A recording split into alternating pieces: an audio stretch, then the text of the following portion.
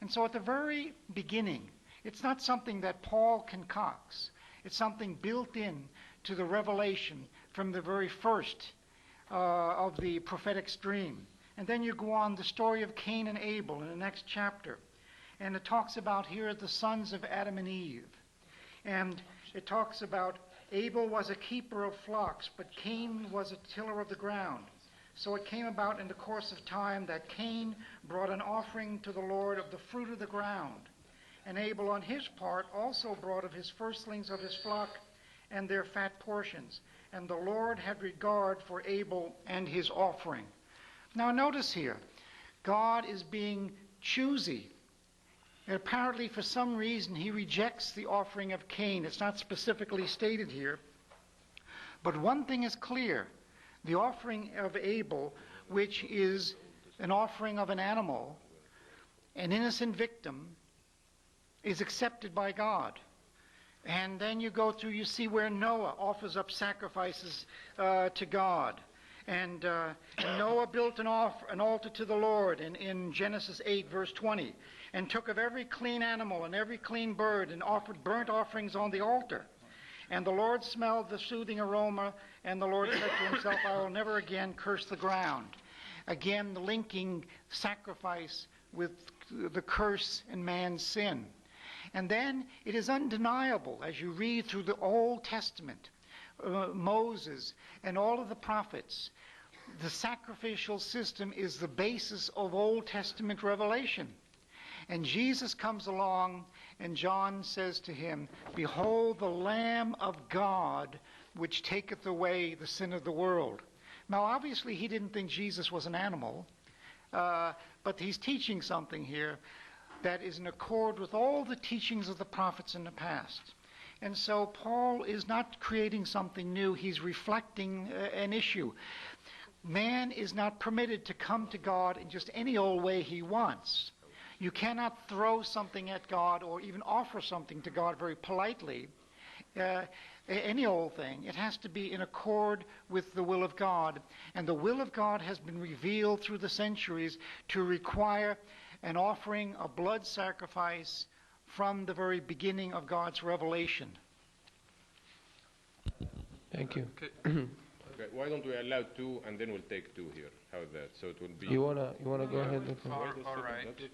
Let me just make a comment on this one, but there are quite a number. There's quite a build-up of other things that we have not responded to.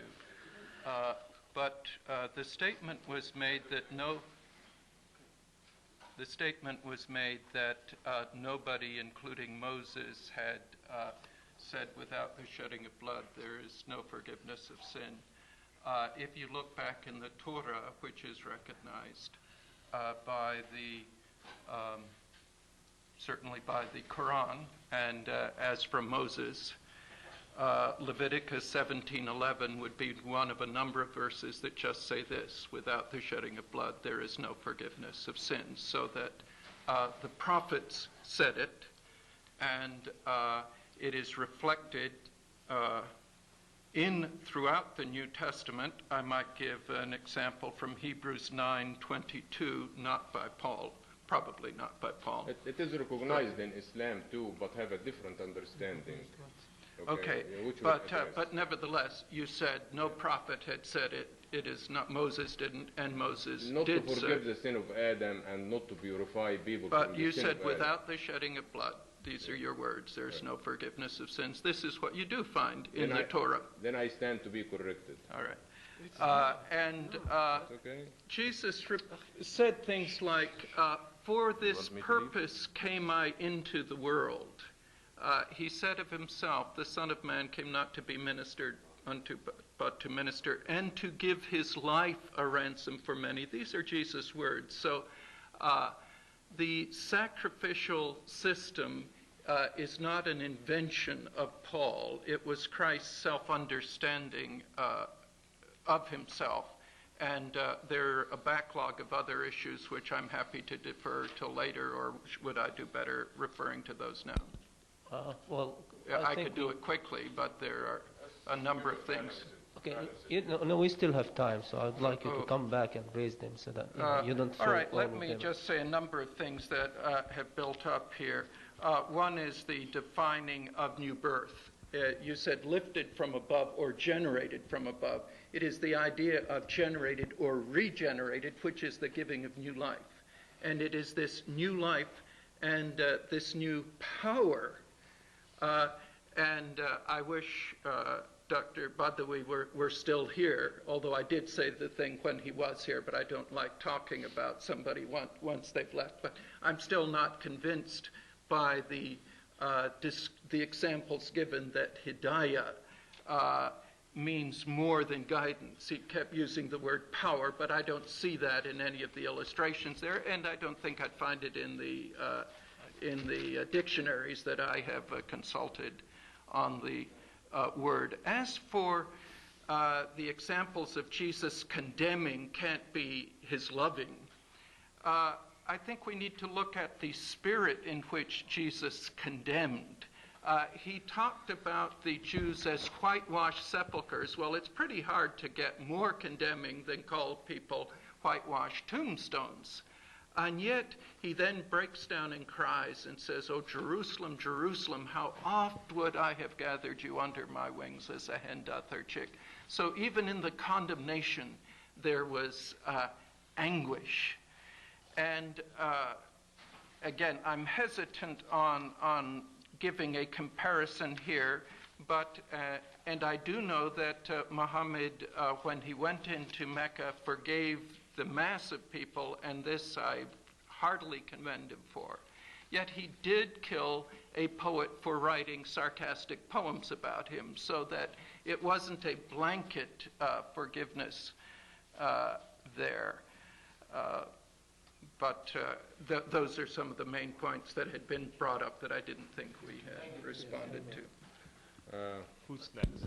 Now, Shakir, please. Well, there are many points really that have been raised but not yet answered.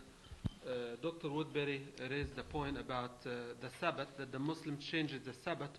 Actually, there is no any conception or concept or faith in the concept of Sabbath in Islam. But I agree with that. I just meant that that's the one of the 10 commandments that is not there, is what I meant by that. Okay. I'm not saying that it was supposed to be a day kind of of heard rest. you said they changed the Sabbath. No, well, We they are dealing with salvation. changed the day. That's the one that they did not carry on, but we find parallels for all the other 9 commandments. The session is about salvation anyhow, not about the Sabbath. I'm not, I don't think you'll find a difference between us on the Sabbath. All right, skip this one. Okay. The emphasis has been very heavy on the bloodshed as a means, the sacrifice as a means of salvation for man. And many quotes have been quoted from the Old Testament. To my knowledge, none of these quotes required that God sacrifices for man. All what you quoted is that man is sacrificing, man is sacrificing, man is sacrificing. It never called for God to sacrifice. This is one point. The other point is sacrifice in Islam is a concept. Actually, the biggest of feasts in Islam is what we call Eid al-Adha, the feast of sacrifice. It is in commemoration of the lamb given in replacement of Prophet Ishmael, and in commemoration of the obedience and commitment and submission that he and his father Ibrahim have given to Allah subhanahu wa ta'ala. Also, not only in commemoration, but also in reflection of the willingness and the willingness of Muslims to submit and give up everything they have for the will of Allah. It is the same time where Muslims go to the pilgrimage. It is the same time they take off everything they have in life, leave it in their towns, leave their money, their families, and go to the pilgrimage with little money, enough for them only to go back and forth, ready to die, dressing in a white cloth like coffin. So the concept of sacrifice is there. But now the issue is relating this to salvation, which means This will take you to salvation. It is one way to worship Allah subhanahu wa ta'ala, to sacrifice a lamb, to sacrifice your money, to sacrifice from your time and